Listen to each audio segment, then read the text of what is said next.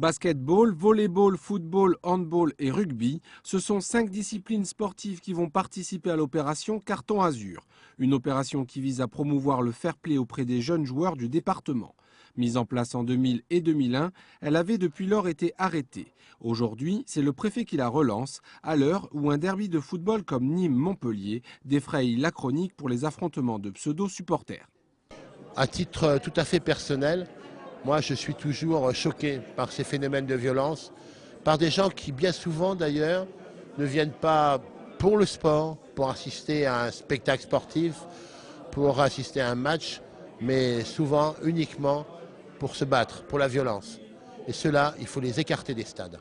Afin de valoriser les comportements exemplaires et l'esprit sportif, chaque comité départemental établira un classement tout au long de la saison 2008-2009. Chaque discipline a établi un règlement spécifique à cette opération. Au niveau du fair play, contre la violence, bien entendu les cartons jaunes et les cartons rouges pour ce qui concerne le foot par exemple.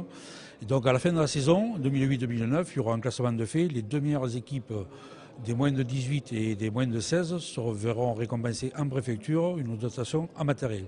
Les deux premières équipes de chaque discipline se verront offrir survêtements et sacs de sport, voire peut-être plus, comme ce fut le cas pour la première édition, où avec un financement complémentaire de la direction départementale de la jeunesse et des sports, l'équipe du Soleil Levant s'était envolée pour Paris. Nous avons dormi à Clairefontaine avec l'équipe de France, nous sommes allés visiter Paris, nous avons mené nos jeunes à la Tour Eiffel, à la Géode, nous avons assisté au match France-Japon.